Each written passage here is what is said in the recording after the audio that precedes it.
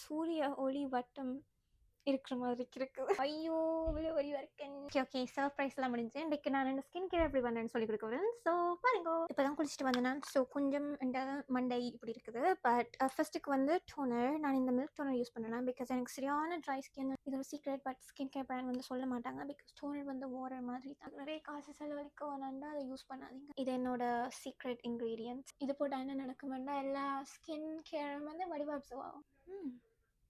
வடிவாக இருக்குண்ணா இது காமிங் சீரம். ஸோ இந்த ட்ரை இரிட்டேட்டட் ஸ்கின்னை வந்து கொஞ்சம்